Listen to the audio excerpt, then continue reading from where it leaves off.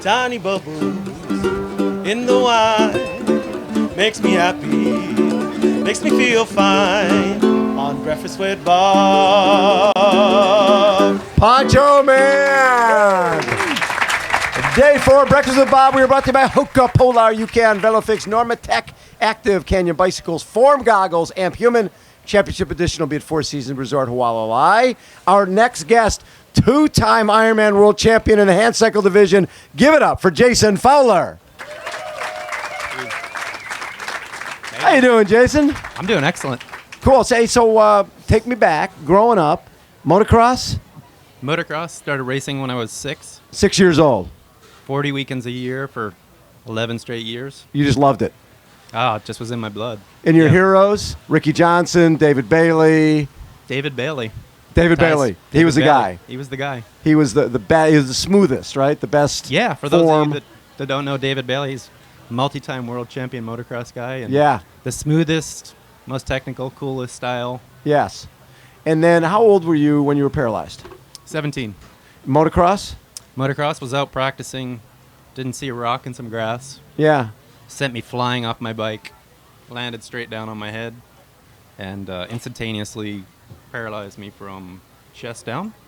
And so at 17, you're in high school, and when the doctors say you're paralyzed, you're still thinking, so, okay, that's great. So when do I walk out of here? You have no idea. He comes in and he says, we got good and bad news. Bad news is you're never going to walk again.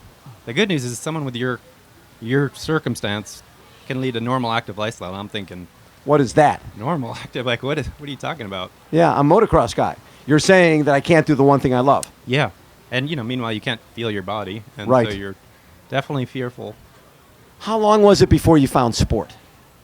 About 5 months. And what was it? Yeah, I borrowed a racing wheelchair from a friend of a friend and did a 5-miler. Yes. And the first place guy came back 3 miles to get me to make sure I was okay. Oh, the guy had won the race and came back to find you. Yeah. And from there, did that light a fire? Yeah, you know what? It made me forget about my injury, forget about the accident, and get back to who I was. Sometimes I think people underestimate the power of sport in terms of helping you get back into life. Yeah. Yeah, I mean, I fell hard, and that picked me up. It also was really hard starting over. Just like all of us, starting something new is going to be a real challenge. What were the lowest moments for you? I would say that would be probably the toughest thing, getting in a racing wheelchair and going from winning championships in motocross to feeling like I'm a scrub and I don't know if I can do this. Starting over, yeah. So, and racing chairs, did you stay in racing chairs for a while? And when did you find triathlon? Yeah, so I did 10 years worth of marathons, about 30 marathons in 10 years. And then... what was your favorite marathon? Boston, of course. I'm from Boston, so... the energy of the Beantown crowd. What was the best result in Boston? Yeah, I think I got 16th place one year. And people don't understand there could be 100 chairs there. Yeah, it's a big field, world-class field. And when did triathlon come in? Yeah, just after that. So actually, interesting enough, I saw David Bailey cross the finish line in '99. So David Bailey, who was a top motocross athlete, was paralyzed trying to jump something he probably shouldn't have been jumping, and came back to win the Ironman and handcycle division in 2000 after 3 great races with Carlos Moleda in 98, 99, and David Bailey, former motocross world champion, wins it in 2000. And you were watching. I was watching, and I said, wow, that is amazing. I have to do that. And how long was it before? Because there's a lot of stuff when you're talking racing chair. It's you in a racing chair. Now you need to swim. You need to have a hand cycle. You need to have a racing chair. All of that stuff.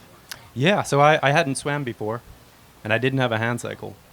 So I learned how to swim, and I got a hand cycle, and a year and a half later, I did my first sprint triathlon doing the doggy paddle and backstroke, and took on more water in Boston Harbor than I care to share. I think a little old lady on a motorized cart passed me, I think, at mile 10 of the bike. That's always nice. Yeah. So that was you were hooked. Humbling. But I was hooked right away. It was just the biggest challenge I could get in front of me, and it lit me up. So when did you start thinking, I'm going to go to the Ironman? Yeah, so it was always in the back of my head, and I just, how would we do this? And so 2004, 3 years later, I qualified. But, I did my first half, and I thought, how am I ever going to finish this? Double. How am I going to do double? Yeah. I got to mile 35 of my first half Ironman, and my arms. You can imagine just using your arms for the first time. That's the hardest. You're swimming in your arm with your arms. You're hand cycling, and then you're running with the racing chair. Yeah, so it's a lot of the same muscle. It's all the same muscle group. So I'm paralyzed from the chest down. Right. So I have no core, no abs. So it's just. So Lauren is a T12. You're about 6 or something. T6, yeah. T6. Okay. Yeah. So you don't have the abs to draw on. Yeah, so that makes it more of a challenge. But yeah, that's the special part. Over years, you develop that endurance and muscular strength and body work and ART and all that stuff. This continual. So 2009, David Bailey hasn't raced in a number of years. He's your motocross hero, and he's coming back to race here, and you're racing here. Yeah. How special was that? Yeah. So first, you saying that, like the hair on the back of my neck is standing up right now. So Dave and I, obviously, he was again my childhood hero growing up, and so we met at the trials, and I hadn't really connected with him in a while, and he had helped me out when we first was injured, and then so we got to the trials, and he's like, yeah, I'm just here to compete and make a comeback, but it's all you. It's you're you, gonna, yeah. He's playing that psychological game, yeah. And we both qualified, and we spoke all summer, and then came here together, and there's a great story behind that. Yeah. So you guys basically race side by side a bunch of the day? We entered the water about 30 seconds apart. He passed me in transition, which he's super proud of. Yeah. And we were together for about 40 miles on the bike. He dropped me, put about 10 minutes on me in the bike, and he had people on the course telling him, oh, yeah, he's way back. And I pulled into T2, and he was there. Oh, not way back. And so the look on his face said, okay, it's go time. We came out of T2, and about 4 miles in, he pulled another couple minutes on me. Yes. And then by mile 16, we pulled up next to each other at the bottom of Palani Hill. Oh. So from the bottom of Palani Hill to Energy Lab, we went side by side, battling. We had what I would call our Iron Wars. So you guys were side by side all the way down the Queen K into the Energy Lab? Yeah. And then did you get ground on him going in and out? Yeah, just at the very top of the Energy Lab, I gapped him just a little bit, and somehow that was it. That was all I needed. And what's funny about that is that Energy Lab is where he beat Carlos Moleda. He came out of the Energy Lab in front of him after going in behind him. Yeah. Yeah. I mean, I wouldn't want it any other way. I mean, to race him was amazing, and so coming down Elite E Drive, knowing you're winning the Ironman World Championship, how special?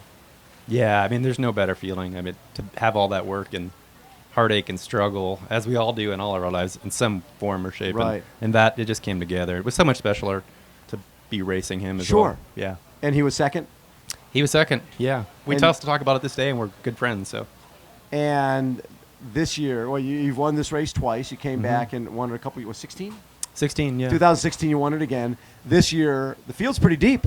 Yeah, we've got some great competitors out there. They're all ready to go. Everybody's, I think, a sub-11 probably, or close. And you're thinking 10:30, depending on the wins, obviously. Yeah, depending on the wins, but I'm hoping I'm stronger and faster. I've been working with Sergio at X Training, and Yes.